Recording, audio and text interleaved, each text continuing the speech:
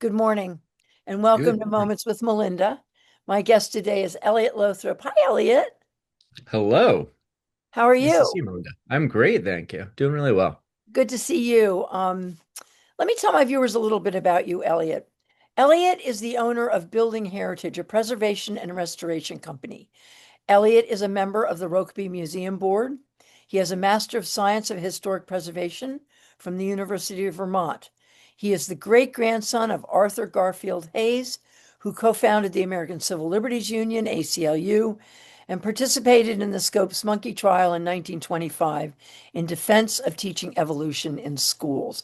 That's just a small little piece of Eliot Lothrop, but welcome, my friend, to my show. Thank you. I'm That's so glad awesome. you're here. So, look, I want to start right at the beginning, Elliot. You grew up in an old farmhouse in rural upstate New York. Talk to us a little bit about your childhood growing up.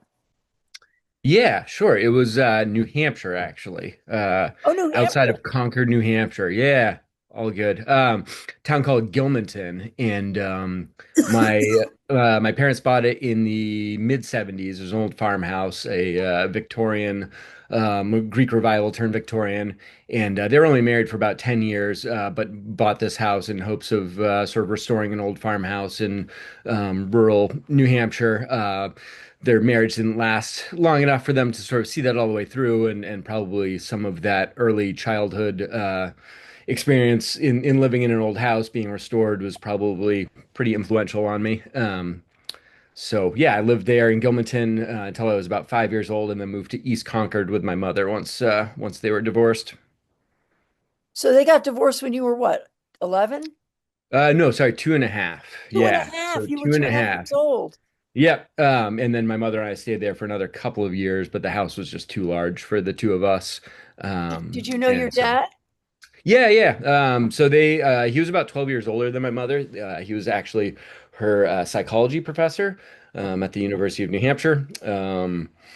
Sadly, so they got together. He was married at the time. That broke up his first marriage. I have a half brother and a half sister from that first marriage. My half brother was about 2 years old when that happened.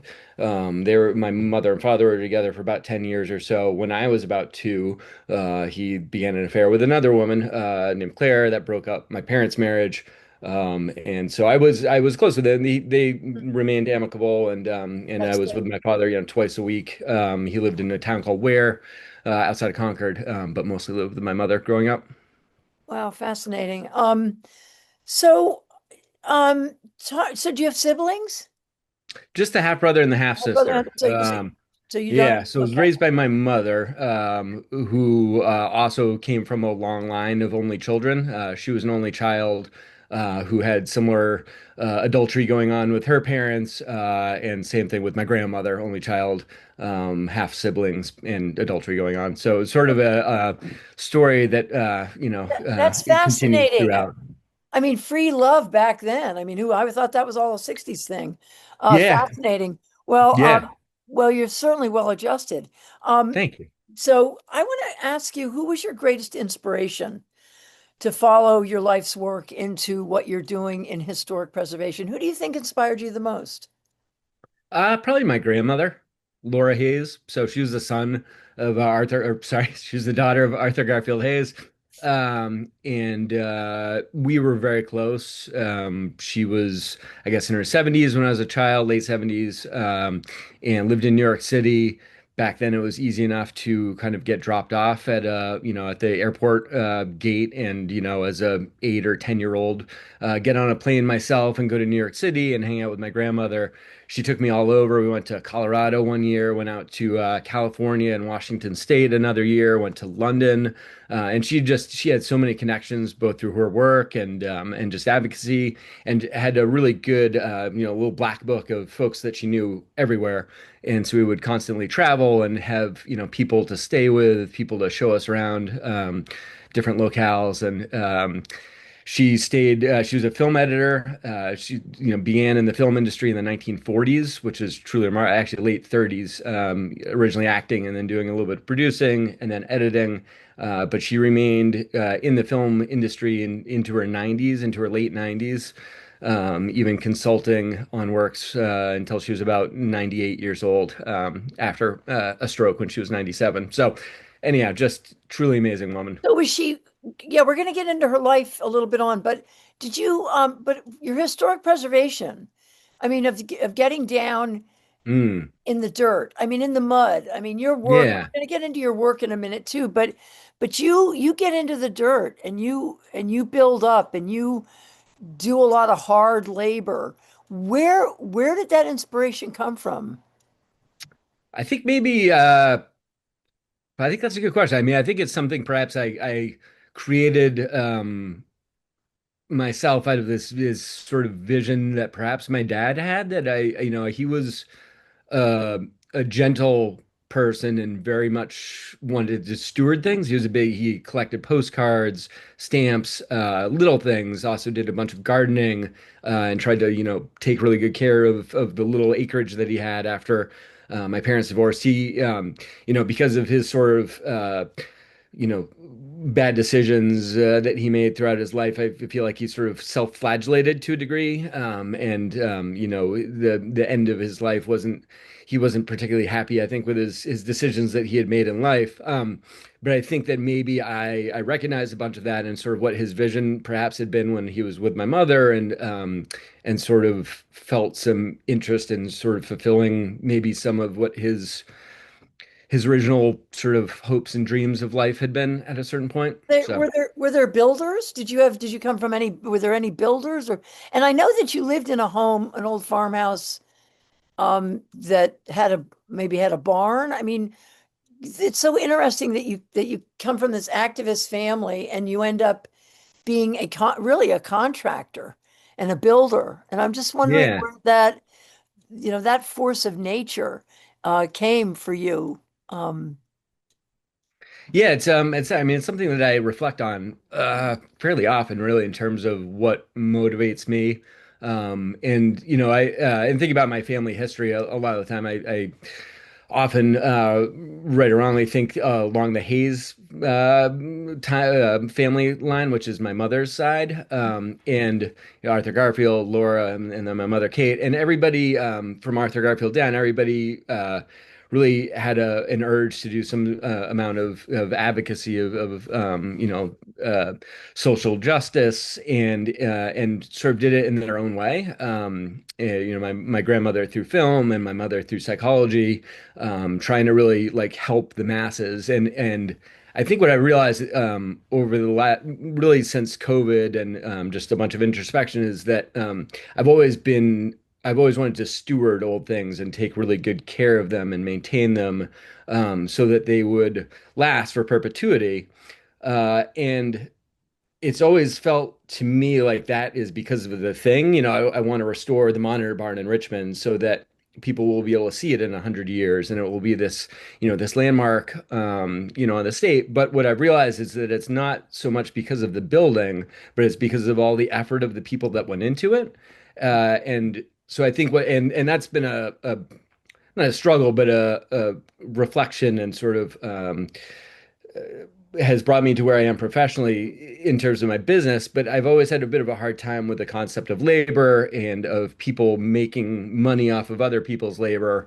And what I've really been able to boil it down to over the recent years is really just the impact of people's toiling and of their efforts in creating something is incredibly meaningful to me. And so the act of preservation to me is more about preserving that labor and that effort that we put into things as people, as human beings, than it is about the thing that we've constructed, if Here, that makes here. sense.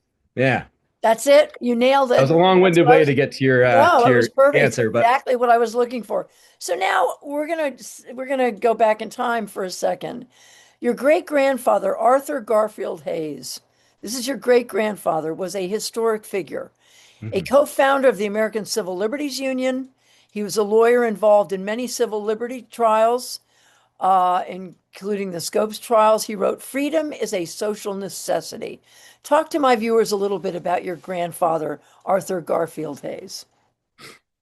Sure. Yeah. So Arthur Garfield was born in Rochester, New York, in the 1880s, and he went to Columbia Law School in the late 19 teens. He started a law firm with a couple of Columbia Law graduates, and they started doing a lot of advocacy for German Americans. Actually, at a time, during World War One and shortly after World War One, when there was a lot of animosity towards Germans.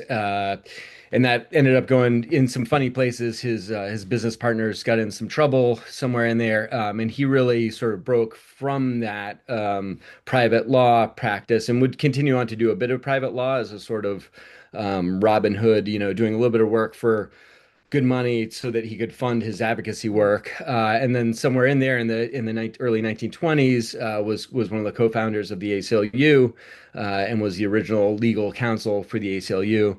And so yeah, he worked on Sacco and Vanzetti. He was defense counsel for Sacco and Vanzetti.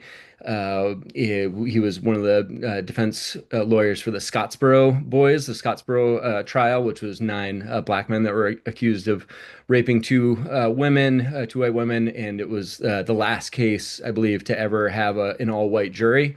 The men were convicted. I think four of them were found not guilty, but the rest were convicted, and it was looked at as an abomination in terms of the jury pool makeup. And yeah, so truly amazing human being. He spoke out against McCarthy in the 1950s and the Red Scare. And probably maybe one of the coolest things was in the 1930s, he went to Germany and was a lawyer for the ACLU during the Reichstag trials. Um, I don't know if you want me to go into that No, I story. mean, really, go, please. We have Yeah, time. cool. So yeah, just truly amazing story. And I actually, so my grandfather, so this is my great grandfather, Arthur Garfield. My grandfather, Jean Lenauer, he was a translator in the Reichstag trials. So he was Austrian. This is Arthur Garfield would be his father-in-law. So this is Laura is Arthur Garfield's daughter. She falls in love with this guy Jean. So it turns out Jean is he's a translator at the Reichstag trials. And if people aren't familiar with the Reichstag, it's the German Parliament building, and it was burned most likely by the Nazis. And it's at a time not that different from our current moment in America, where most people were sure that it was actually the Nazis that had started the fire.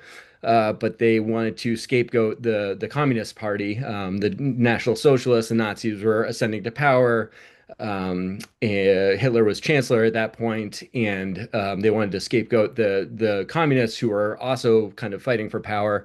And so there's a gentleman named Dimitrov who's one of the I think they're Bulgarian communists, maybe. And so Arthur Garfield defended him as a member of the ACLU.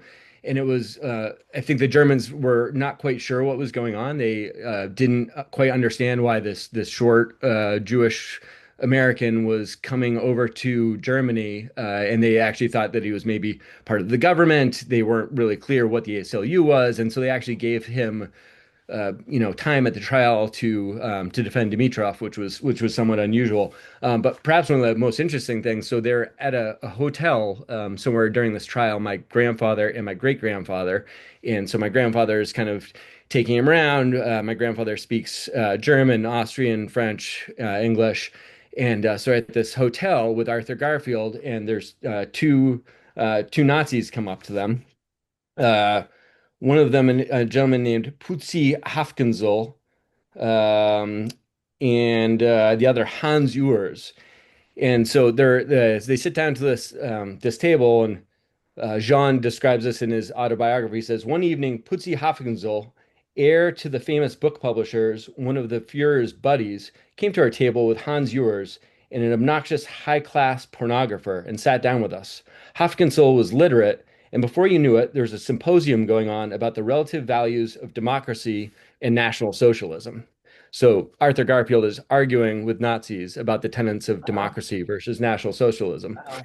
Hayes, forgetting where he was, as a matter of fact, he never shied away from any dialogue. His candor was genuine. Without saying it in so many words, made it clear that there was nothing superior to the democracy of freedom of thought.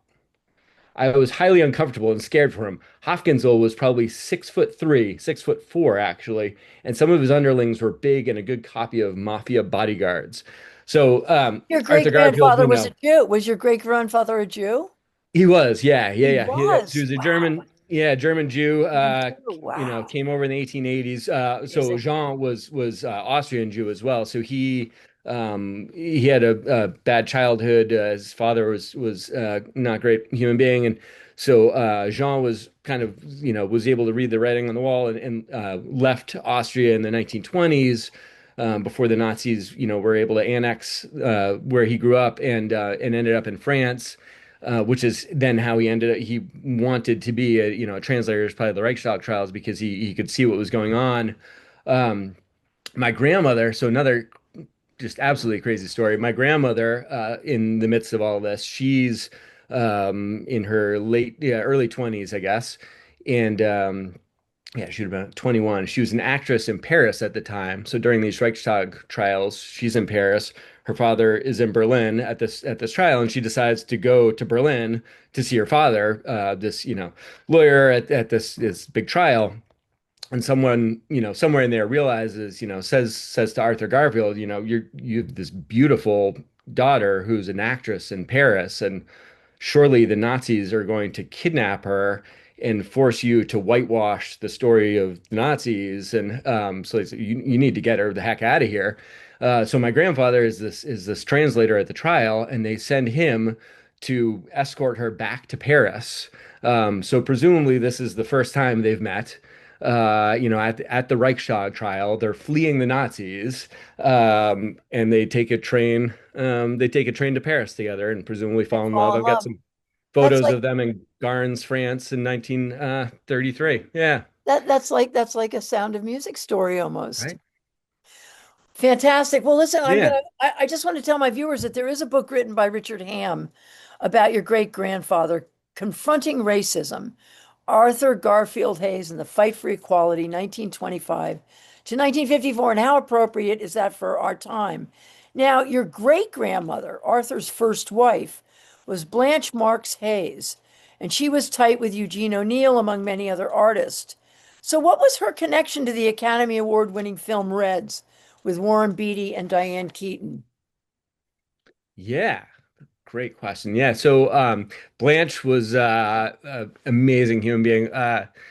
It's been really fun to learn. One of the things that's happened, so all of these relatives have passed at this point. My mother passed about 6 years ago, just about.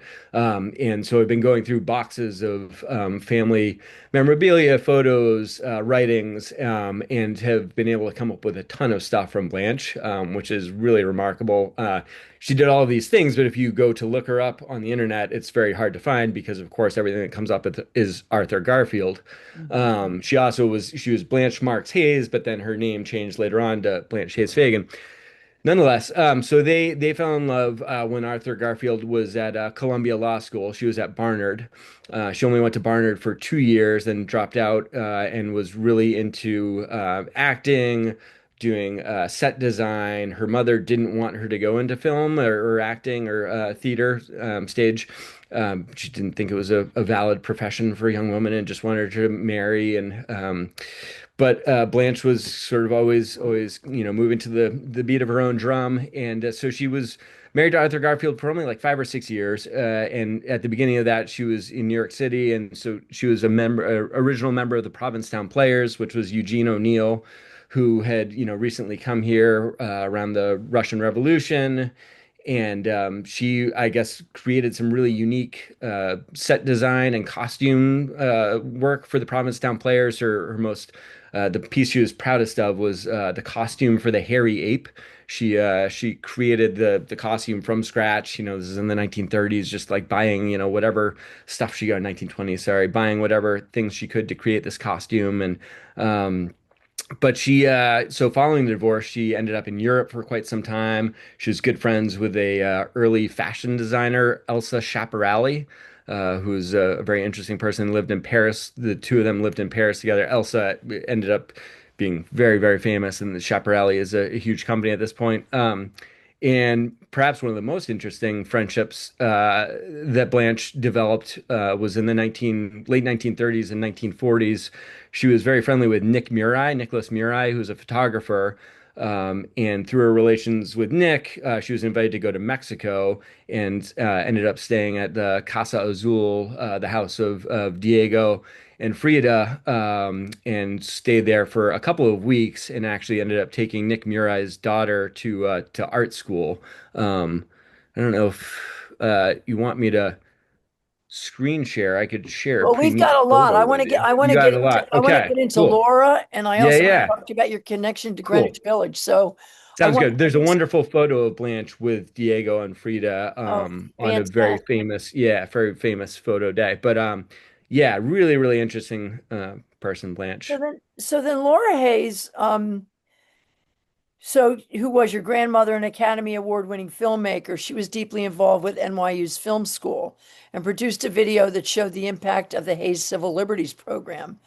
Your grandmother edited many social and racial justice documentaries, most notably Harlan County, USA. She was an icon in documentary film editing and entered the field in the 1940s, well before most women. Talk to us a little about the Hayes Room at NYU and what it felt like to take your two children there. Yeah, that was really special.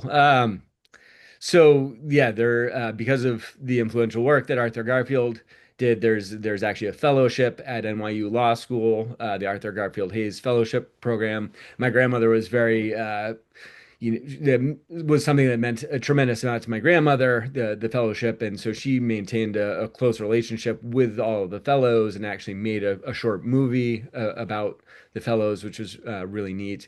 Would often She was famous for having these wonderful dinner parties. She would have 10 random people over, where two or three of them would be film editing students from her class, and then another couple would be fellows. If I would come from New Hampshire, she would have me, this 16-year-old, hanging out with a bunch of 20 something folks.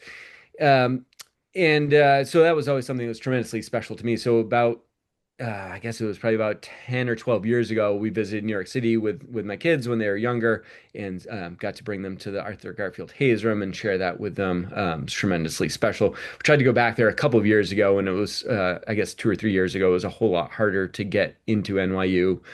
So we weren't able to, sadly. But There's great pictures of that when I researched it. yeah. So your Jen Lanier, your grandfather was also in the film industry, and then your stepfather, Lou Spindell, who was a communist, he lost his job during the McCarthy period where he had to testify in front of the Senate. So, I mean, and growing up with your mom, Kate Hayes, who was your mother and the granddaughter of Arthur Garfield Hays. But your lineage, Eliot, your lineage is beyond anything you exude in your gentle, unassuming person.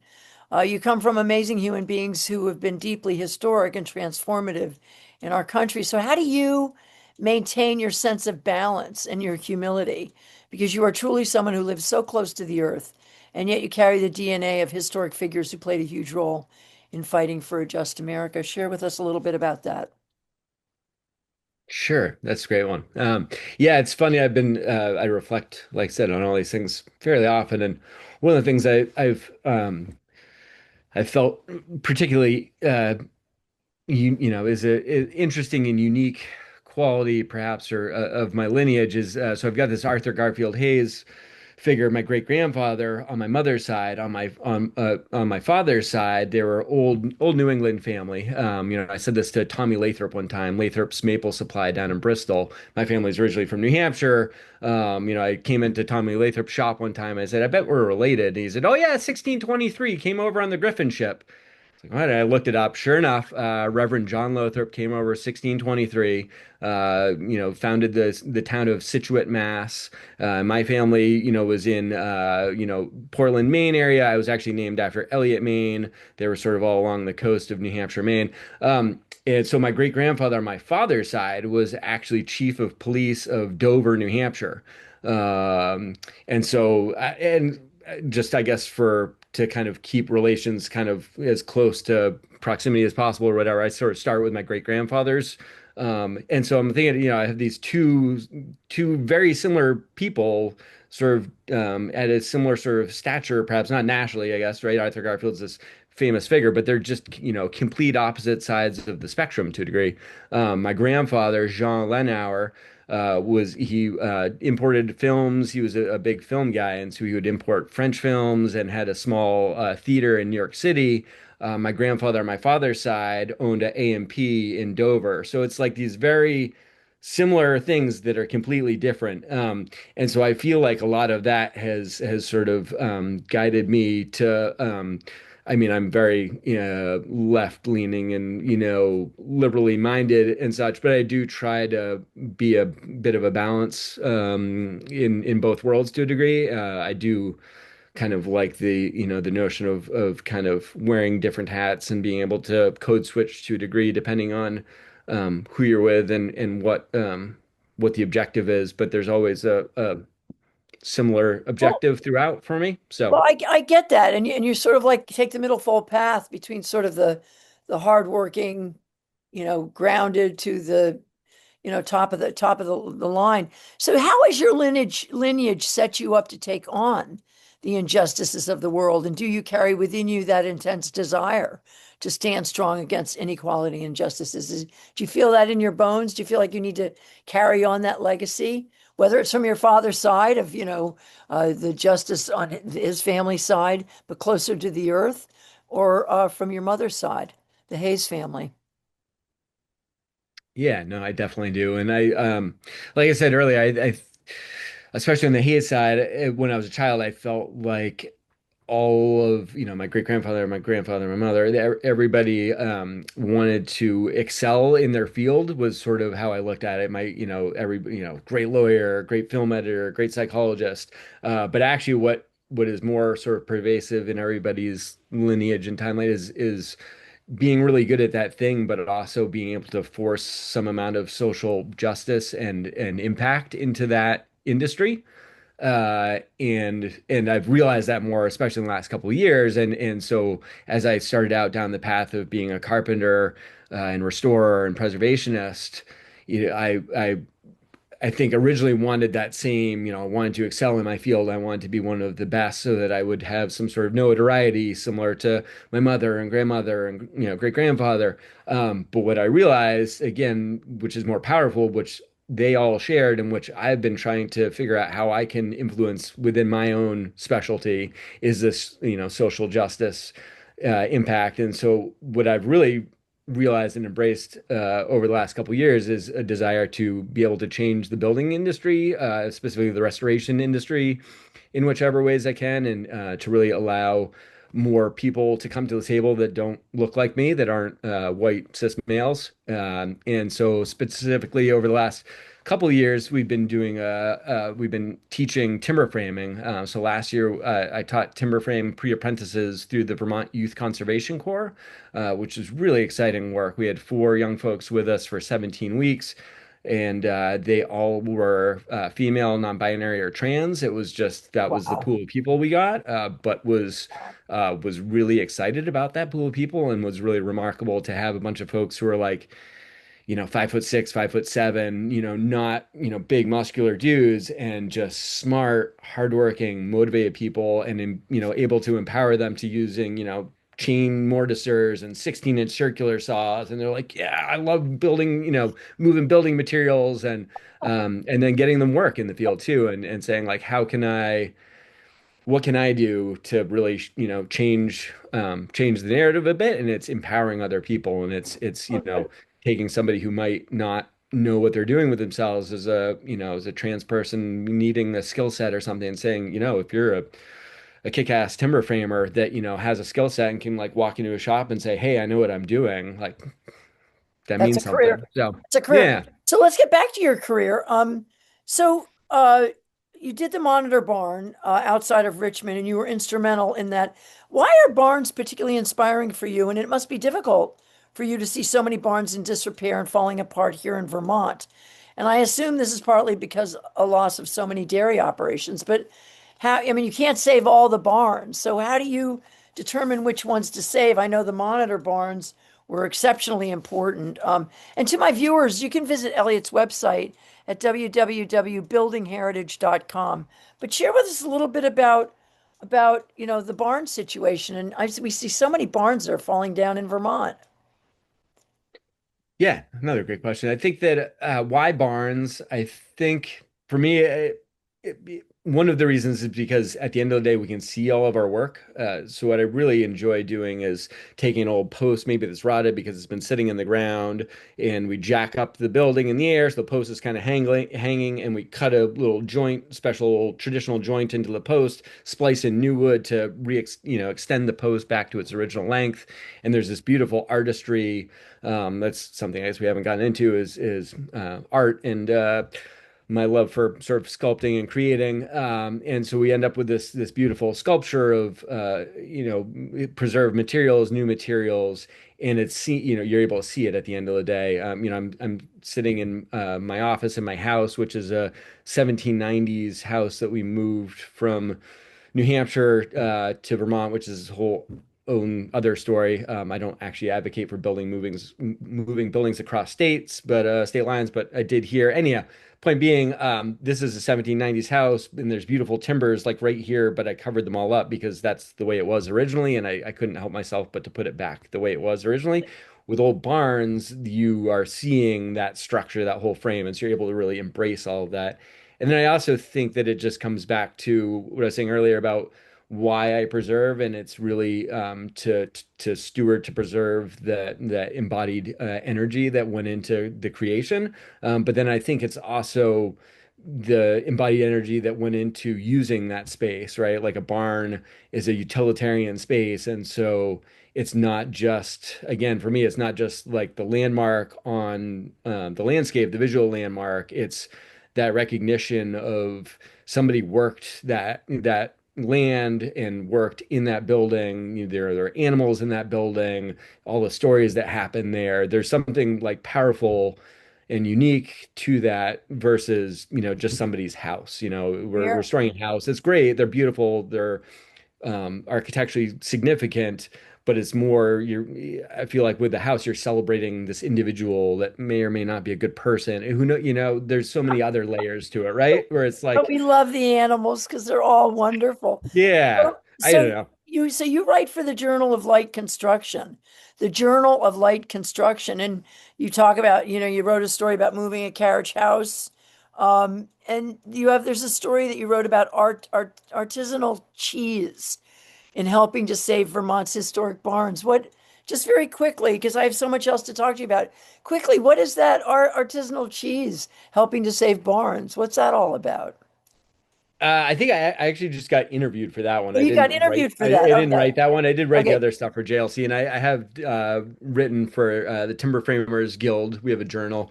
I enjoy doing a good bit of writing. I actually wish I could Right. find More, the and time you're to do also more you writing, said you were but an artist too. I mean, so do you sculpt or paint? What is your field? What do you do? yeah, mostly painting. So in Is that one undergrad, of yours behind you? The black and this white? is not. This is actually a Ween poster. I'm a big Okay. fan of the band Ween. Oh, we. Ween, yeah. So it's a signed Ween poster from. Okay. Wow. Yeah, That's very it's a cool whole too. other thing. Concerts and music is a big love. Record collecting. You're a Um, Renaissance man. Do you know that? You're a Renaissance man. I have lots of things that Well, you interest me. are. But So yeah, in undergraduate school, I was art history and architecture double major. So was always more interested perhaps in art history than in studio art, but also did a fair amount of studio art. Painting was primarily my medium. Didn't do a ton of sculpting in school, but I really, like I said, I feel like my work these days is artistry to a degree, and it's absolutely. massive sculptural stuff. So yeah. Amazing. So let's talk about Lincoln Hill Road. We both live in Huntington. I Hmm. actually live on Lincoln Hill. And along with Elise Guyette, who is one of Vermont's most honored historians of Black history, we all worked together with some other neighbors to rename the road. It never happened, but it's such a fascinating story because I think that's where I first met you. Talk a little Hmm. bit about Lincoln Hill and that movement that we tried to put together. Sure. Yeah, no, that's a great one. Yeah, I think I was made aware of the cemetery maybe 10 or 15 years ago, something like that, maybe longer ago, knew that there was a cemetery up there, that was, in a part of a community that was home to some black families that lived on Lincoln Hill or on the hill there. I had one of my early projects doing restoration work was in Heinsberg on Old Route 116. So if you go out Heinsberg Hollow Road, take a right on 116. There's a little dirt road right there, and it was the McEwen family, and that's actually on the cover of Elise Gett's book is a picture of the McEwen family with their black farmhands who, if I have the story right, they worked with the McEwens for some time. The McEwens were really, I think, fairly good to them, and they were able to, believe it was multiple families, but were able to buy enough land or save up enough money to buy land where they could live somewhat communally on up on the hill. Um, Up on and Lincoln I think, Hill. called Lincoln Hill. One of the things I always found interesting with that whole story was, what was the hill known as historically? What was it known as in the 1830s, Well, it was, 1840s?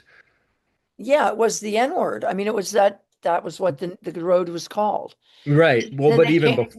even before that, right? Like so historic, before there were any black residents living there, and then yeah, and then during that time was the N-word. But then, in order to make up for that, what Make have you, then we're calling it amends. Lincoln. Yeah, we're But it calling was it only a Lincoln few Hill. years before we moved here that they changed the name. I mean, it was Yeah, like in the late 60s when they changed the name or something, but to right. Lincoln Hill to sort of make it all better. And our Exactly. and But our effort was to name it after the families. So I guess that's exactly. and it didn't and we didn't really do we have to get back on that. But listen, so I'm going We to move do. on to your work on the board of the Rokeby Museum and talk a little bit because I have so much to ask you, a little bit about the incredible nonprofit that honors the Robinson family who lived there and harbored black folks as part of the Underground Railroad. And in the museum, you can immerse yourselves. My viewers go there. It's off Route 7 on the way to Ferrisburg in their new exhibition, Seeking Freedom, the Underground Railroad and the Legacy of an Abolitionist Family. Talk to us a little bit about your board service because that's really important, Eliot. Yeah, thank you. Yeah, Rokeby is a tremendously special and amazing place, and I was fortunate enough to discover it back when I was in grad school, actually. So I went to UVM for historic preservation, and through that program, there's one of the projects is some local advocacy work, and they kind of come up with a list of local nonprofits, what have you, that have projects looking for help, and something about Rokeby stuck out to me, I guess. And so I did my advocacy project there. Early days of GPS, I used some their early beers map, the 1950s map, where they showed a house. One of the black farmhands that lived there had a house in the back 40, and I was able to, with really early GPS, overlay that 19 or 1850s map with modern GPS, and was actually able to find the old foundation way out in the woods from where this farmhand lived. And so that was 2002, something like that. And then throughout the early 2000s, I was able to I was hired to do a bunch of carpentry work there. And it wasn't until 4 years ago, 5 years ago, Jane Williamson was asking if it might be something I'd be interested in joining the board, and I said yes. This is sort of a new experience for me being a board member, but like so much of my other stuff, really connected with this notion of how can I combine my knowledge of historic preservation with this meaningful, social, racial justice work, and again, like how can I have impact? How can I use my power as a white cis man and everything in this world, how can I use that ability to be able control some levers here, and one of them is, for me, is to be able to maintain this museum. And we've got a new director, Faith Revel, who's just tremendous and really doing some great work there. So to me, that seems like a really powerful bit of work to be doing, is to maintain this wonderful museum and to really bring it into the spotlight, especially these days. And you help with some of the restoration work for the museum as well. Yeah, we just actually received a tremendous donation last year, a local donation for $1 million, and so that's and all to fund preservation work. And yeah, really tremendous person. I was able to chat with her and yeah, kind of work a bit of magic, perhaps, what have you. And yeah, one of my You have favorite things, I guess. Well, you have that ability. I think but one of your most extraordinary projects was the East Monitor Barn, and people can find that barn. It's off of if as you go up the interstate from Waterbury to Richmond, you can see the two barns on the right. If you're heading from Waterbury up to Richmond, that was like one of your signature projects. Would you say? Definitely. Yeah, that so I actually when I first came up to Vermont to go to grad school at UVM, funny little story. So I had a dog that I got in college, this guy Luther, tremendous dog. Maybe should have not have gotten a dog in college, might have gave me, a little bit more bandwidth to do other things in life. But I had a dog when I was a child, a young guy, and that was kind of it's always influenced me having dogs in my life. So anyhow, I had this guy Luther, could not find a place to live in Burlington that would allow me to have a dog. This is early 2000s. I was living in New Hampshire at the time, and so I'm somewhat forlorn driving back to New Hampshire. Don't know the area at all, and I'm drove up on 89, and I'm looking at the map, and there's this Route 2 that follows 89 for a while. So all right, well, why don't I take this Route 2? I had this notion that maybe I could find a farmer that had a small trailer in their backyard, and they'd be looking for a person to do some amount of farm chores every week in exchange for rent. And of course, that person would probably be fine with dogs. And there were a couple places like that on the old bulletin board at the old Richmond Market, and I just stopped in there, and but nothing panned out. So I'm driving back, and I'm like, all right, well, I might as well stay on Route 2 from Richmond to Water. I'm looking at the map, no idea, and I drive by the Vermont Farm Bureau. It's on Route 2, this massive barn. I'm like, all right, well, these guys probably have maybe they have a list of people like this, and it was a Saturday. And just like complete dumb luck, Tim Buskey, the director of the Farm Bureau, happened to be there on a Saturday. So I stopped in and said, "Hey, do you have a listing?" He said, "Well, no, we don't have anything like that, but we've got this milk house right there it's going to be up for rent in July." I said, really? How do you feel about dogs? Oh, we love dogs. $400 a month. I got to live in this milk house that once upon a time had been connected to the Monitor Barn, but it was kind of falling in and ramshackle, and we were the second tenants to live there. It had been the offices for the Farm Bureau, and then other funny story, real quick. So I'm living there. I'm in grad school. Really want to be a timber framer. I had taken a timber framing course that summer in between undergrad and grad school, and I'm like, this is my thing. I'm going to combine historic preservation, timber framing. And so I'm asking all these people, who do I get in touch with? Jan Lewandowski. This name keeps coming up. Jan Lewandowski. So I cold called Jan Lewandowski. I'm living in Richmond, and said, I'm a young timber framer. I'd really like to, maybe get to work with you someday. He said, oh, it's funny you happen to call. I actually have a project coming up in Richmond working on the Monitor Barn. Wow. I had no idea what a Monitor Barn was, right? So I asked him, I'm in the milk house at this point, right? And he's describing the roof to me this is the West Monitor Barn, the other one. He's describing the roof to me, and I'm like, well, I think that's where I live. And I didn't realize that they had dismantled the West Monitor Barn, 2 years before, and it was sitting there in the backyard of the East Monitor Barn. So I got to work for Jan for about 6 months restoring the West Monitor Barn. So again, it's like, and so now I was able to be sort of project manager on the restoration. We're sort of just coming to the point now where we've got the whole frame is totally restored. We just finished the siding, so the envelope is sort of restored, and so it's just this amazing Aren't they position for me to gorgeous? be in. Oh, Yeah, and they're gorgeous. So if you're driving on yeah, Route 2 from Richmond to Waterbury or there they are, and you can go in because that's where the Conservation Corps is, the Vermont Youth Conservation Corps, right? Isn't that their exactly. offices? It Yeah. is, yeah. And so, just another, for me to have had that connection when I was in my 20s and then to be, surrounded now. So now I'm teaching timber framing to young folks there. And so we're actually timber framing in the basement of the Monitor Barn. So starting at the end of May, we're going to have 8 young folks this year. And so it's like, it just couldn't Wow. be more perfect, more full circle to be back there, giving back and making similar sorts of connections. What comes around goes around, Elliot, and bravo Mhm. to you. So what Thank you. project are you working on now? Is there anything in specific that you're working on right this second? Yeah, I'm actually working on an old foundry building in Waterbury. Kingsbury Construction, who's a local contractor, excavation contractor there. They bought an old, it was originally a granite shed, turned into a foundry in World War II. And it will be their new offices and a couple apartments upstairs. So we're replacing the timbers on that. And like I said, just a couple months away from starting our new next cohort of young timber frame pre-apprentices. So starting to kind of focus in on that. We're going to be building cabins this year for housing for VYCC. So up behind the East Monitor barn, there'll be 6 cabins that will be going in there that we'll be cutting this year. That's outstanding. Beautiful work.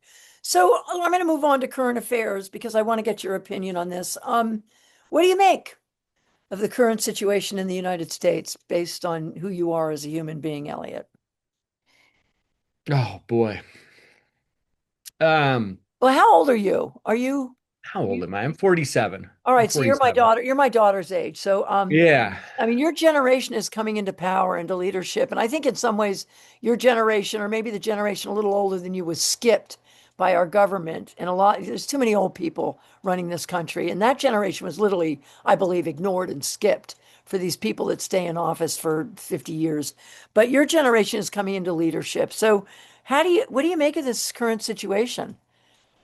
Well, I think you hit the nail on the head to a degree with your last statement there, just about the age of leadership, and if you look at Trump's age, it's, the same as Clinton's age. And so for 20, 30 years now, we've been stuck with sort of the same sort of leadership, obviously very different leadership, but yeah, we need youth in there. The things that, especially working with VYCC, the things that I see, folks in their 20s dealing with needing are things that are completely foreign to, people in leadership, even Democrat leadership. Chuck Absolutely. Schumer is as frustrating to me as any of the rest of them. So have you thought about political office? Have you thought about getting into political office? All right. Well, Not seriously, I all right. guess. I mean, no, I haven't really. I don't even know where one Well, begins with anyway, all of that. we should have lunch. Um, so yeah, Yeah, I one mean, of the things. but I mean, I don't like when people don't like me. I like being oh, friends with I'm the same everybody. way. People have said to me Yeah, my whole career, why don't you run? I'm like, I can't, I could not handle it if people didn't like me. I would just, right, it would be like throwing the bucket of water on the Wicked Witch of the East. I would implode. So I'm right. like you, and you're a sensitive soul too. So I get that. I get But I that. think that that also comes with power then, because it is also we're able to connect with people Right. from many different walks of life and be able to kind of, unify or sort of, yeah, be able to Oh, align anyway, with, if you ever think different about it, I would folks. love to be your campaign man. I know I'm old, but I would make a great campaign manager. You're amazing. So what do you tell your children? What do you tell your Ooh. children as you navigate a future with all the challenges that they are facing today, from climate change to the efforts by this administration to destroy our democracy? Well, what do you tell your kids? They must be, I mean, they're now heading off to college or in college, right? So they must be thinking about a lot of this stuff, Elliot. What do you tell them? Yeah, no, they definitely are. Yeah, Mason's doing a gap year right now. He's headed to Linden in the fall. He's got a great partner who's a non-binary individual, Gray. Isla is 16, high school junior, and she came out about 5 months ago, something like that, and has a truly amazing girlfriend, Hallie, who is doing some really good advocacy work of her own as a high school junior Are they at from Mount Mans? Essex. Is she at Mount Mansfield? Isla's at Mount Mansfield, and then Hallie's at Essex. And so I don't, you've probably seen there's been a couple of school-wide walkouts at Essex, Right. and Hallie's actually led all of those. And she's been on the news speaking out. She's been at the State House a couple times. So, I mean, I think for better or for worse, one of the things that we've done with our kids is to always treat them as real human beings, as and potentially. Always treating them perhaps as a bit older than they are, really, having conversations with them that are real and meaningful and not trying to kind of sugarcoat anything. And yeah, I just, I So yeah, I reflect on mean, things. it's a tough time for our children. Yeah, And so yeah. my granddaughter Phoebe's at MMU. She's graduating this year. But our dining room table is surrounded by, four grandkids and our, two children and their spouses. And the it's out. It's on the table every night. I mean, when we get together as a family talking about how do these children navigate this kind of future that our country's throwing at them. And I mean, I think it's important, right? Like your grandkids need to know the work that, you put into, women's rights in the 60s and 70s and abortion right. Our kids or grandkids are going to get energy, from us and keep this fight going if they know how much we put into it. you're That's here. one of the motivating things for me is thinking about all the impact that Arthur Garfield had, in the 1920s and 30s and 40s. It's like the racial justice work that this man was doing in the 30s and 40s is crazy, and then to like think that some amount of that is being clawed back in 2026. It's like It's unbelievable. this is unacceptable, right? Like we Yep. can't, we so much work was done and we have this, Have you have this you read concept of work. the book Sapiens? I have not. All right, well, look it up. It's a book Yeah. about the history of the human of humans, of humanoids. And we really are a warrior species, but it's phenomenal because you read it and you kind of go, oh, all right, it all makes sense right now. Read it, it will enlighten you and it'll inspire you. It's very inspirational. So, I want to just ask you quickly on the few minutes we have left, talk to us about Vermont. What do you think makes this state so special for you and your family? And what should all of us do to ensure that we can keep it that way for our children and our children's children? Mm.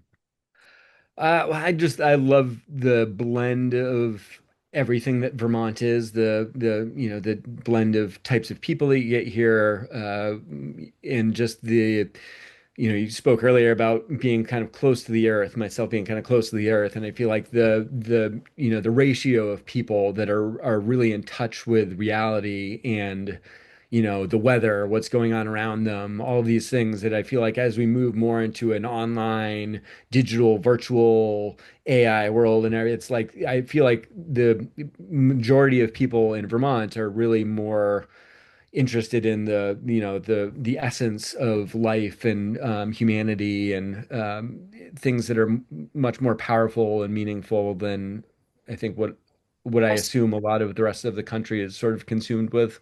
I saw you at town meeting, and when you walked in, I sometimes forget how tall you are. And you walked in, and your hair, it was all curls, and you looked like a movie. And I was like, oh my God, this extraordinary man. And you walked in, you sat about two rows ahead of me at town meeting, and the whole issue came up of the resolution about supporting Huntington residents. Should ICE come into the town and start disrupting lives? And a couple people got up and said they didn't support it, and shockingly, with some of them, that's where they stood. But you were like third in line and got up and got to the mic, and I didn't recognize you. You just had tremendous stature, and you said, Huh? "Hi, I'm Eliot Lothrop," and I went, "Oh my God, it's Eliot!" And you spoke so eloquently about that issue, and it Oh man, passed with a that's good to hear. resounding yes in Huntington, and I think it passed in 30 other towns. So I mean, that's what Huntington's all about. And we show and you show up that day. You show up for your community, and you do show up. So I want to thank you for that. And I want to thank you for this interview. So, as I close, I want to say to you, and I know this is going to make you blush, but well, as you know, Eliot Lothrop, I think you are an amazing man. And I've always admired you for your devotion to preserving what is inherently special about Vermont, caring for others, standing firm against injustice, and being a man of honor, talent, wisdom, and beauty. I want to thank you, Eliot Lothrop, for being on my show. Really, truly, you're a good friend, and I just love you so much. So thank you for sharing your story about you and your family, and with all of my viewers. I think you're amazing. So thank you so much for being here Thank you, Melinda. It's been wonderful getting to know you, and it's a true honor to be interviewed by you and to have this all captured. And yeah, this has and to been have us wonderful, living in this wonderful town we live in. And to truly. my viewers, Truly. hang in there, everybody. I just want to let you know we're going to get through this. History is a funny thing, but we're going to get through this, and I want you all to hang strong and stand up and fight for what you believe in. And so, have a beautiful day, and I promise you, everything is going to get better. You Take familiar care. with Gramsci? Pardon me? Antonio Gramsci? No. The old Italian anarchist philosopher. He was Mussolini's sort of rival and was thrown in prison 7 years before Mussolini came to power. But his great quote was, "The old world is dying, and the new world is waiting to be born." Unfortunately, the last bit is now is the time of monsters. So, Oof, what a great you quote. know, I'm gonna have to get that out to my family. And at the end of the day, that's what happens, is even in nature, it all dies and then beautiful things come out of it. So I'm counting on the next generation, because you're beautiful people. And to you, Elliot Lothrop, you're a beautiful person. All right, to my viewers, take care, stay strong, and I will see you soon. Bye-bye.